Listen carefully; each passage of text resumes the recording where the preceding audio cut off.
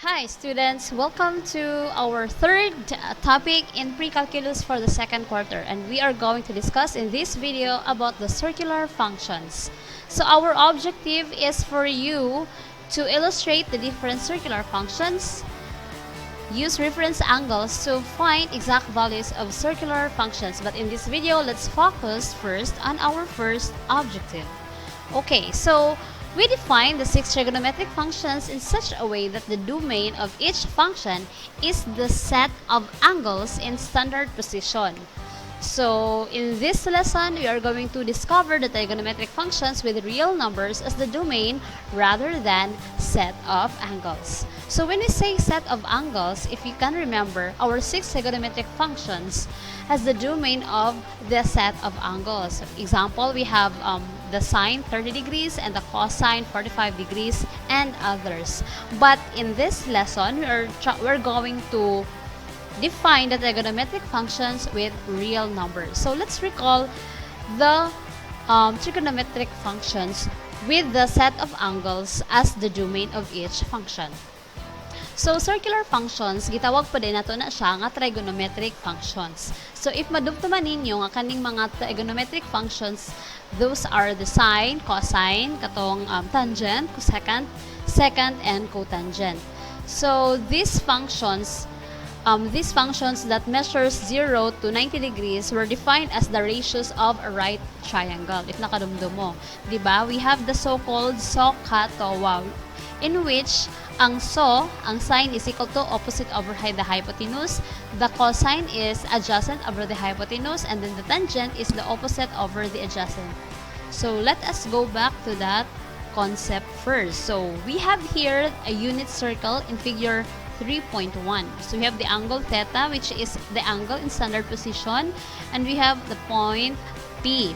And this point P is denoted by X and Y. So therefore, this is our X and this is our Y. So kung ato i-apply tong ratio of sides of a right triangle, we can determine the value of the trigonometric functions. So, dali ra nato makuha no kung unsa si sin theta, because we know already that sin theta is equal to opposite over the hypotenuse, di ba? From the word SOH. Okay, so therefore our sin theta is equal to y over 1. Our opposite is y, kani, di ba? Ang atbang ni theta kay si y, so that's the opposite. And the hypotenuse is 1, okay? Nganong 1 man ni siya? Because this is the unit circle, and we know that the unit circle has the radius 1. So that's why our hypotenuse is 1. So we obtain sin theta is equal to y. So the same manner, we have our cosine. We can determine the value of our cosine by recalling this technique, SOH-CAH. So it is equal to, cosine is equal to adjacent over the hypotenuse. So when we say adjacent, ang tapad niya nga side, ang tapad nga side sa angle. So ang tapad nga side ni angle theta is x. So we have x over the hypotenuse, which is 1, or in other words, that is just equal to x. We have cosine x is cosine theta is equal to x.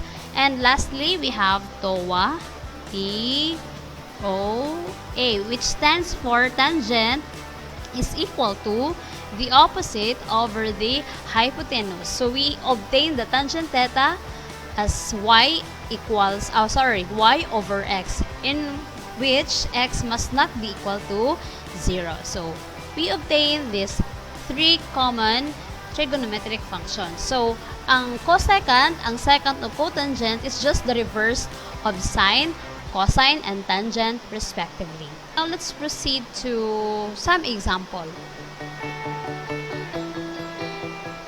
Okay, so let's proceed to our first example. Let's try to find the values of cosine 135 degrees, sine 135 degrees, and tangent 135 degrees. So, muna ang solution sa figure 3.2. So, gidrawing na to ang atong angle, 135 degrees. So, since, take note ha, hindi mag-drawing tayo angle, dapat naka-standard position siya. So, we will start here. Our initial side is in the positive x-axis. Okay, going here. So, this is 135 degrees. So, ang atong purpose, kung may find the values of cosine theta, kana, cosine of sine, we are referring to the point here in A. Kaning point there is a unit circle. Okay, so we are going to denote this one as x and then y, no? Wala ta kabalo kung unsa iyahang sukodan na. Since this is a 45 right angle, diba? Right angle siya, maka-form siya right angle. So since this is 45 degrees, this is also 45 degrees. Parehas siya sukod ani. This is x and this is y. In a 45 right triangle in a unit circle, x is equal to y and our radius is equal to 1. And since it is a right triangle, we can apply here the Pythagorean theorem. Ato lang i-alisdan og variable ang c squared equals a squared plus b squared. So, our c squared, which is supposed to be the hypotenuse, we replace it with r, which is the radius of the unit circle. And then the a and b, we replace them with x and y respectively. So, balik ta sa ato ang given, ang radius nato is 1, so i-substitute lang nato. So, we have 1 squared. And since, ag-explain ako ganina, si x is equal na siya kay y, so we have x squared plus x squared, and combine them together, nahimo siyang 2x squared. And solve for the value of x, so we have x squared equals 1/2, get the square root, and rationalize, so we obtain the square root of 2 over 2. That is x. Since it is equal to y, our y is also equal to square root of 2 over 2. Okay. Pero karon, naatay tan-awon.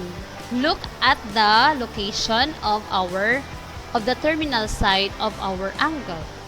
Diba? Point A is found on the quadrant 2, the second quadrant. Unya, if you are going to recall, in quadrant 2, ang sign sa atong x is negative dapat and our sign sa y is positive dapat. Correct? Diba? So therefore, the coordinates of A must be negative square root of 2 over 2 and our y is positive square root of 2 over 2 since it is located in quadrant 2. So this is now our final answer. Okay, so muna na yung value ni cosine o ni sine. So as stated earlier, cosine theta is equal to x, sin theta is equal lang siya kang y, and tangent theta is equal to y over x. So, makabalo na dayon ta sa value ni cosine, sine, ug di tangent. So, si cosine 135 degrees is just equal to negative square root of 2 over 2. So, tan-awon lang nato ang value ni x. Si sine 135 degrees is positive square root of 2 over 2 or tan-awon lang nato ang value ni y. And in our tangent 135 degrees, i-divide lang nato si y over x. So, we obtained negative 1. And this is not only applicable in angles because from this, we can define the trigonometric functions with the real numbers as our domain. So, we have to let S as any real number. So, suppose theta is the angle in centered position with measure S rad. Then we define sin S is equal to sin theta and so on. Okay, so in here, pwede nato ni siya i-represent as cosine. If you can remember, if you convert nato ni si degree dito akang radian, this is just equal to 3 pi over 4. So, cosine 3 pi over 4 is equal to negative square root of 2 over 2. Okay, since taas naman ning ato ang video, we are going to continue the discussion of the rest in our next video. So, stay tuned and see you there.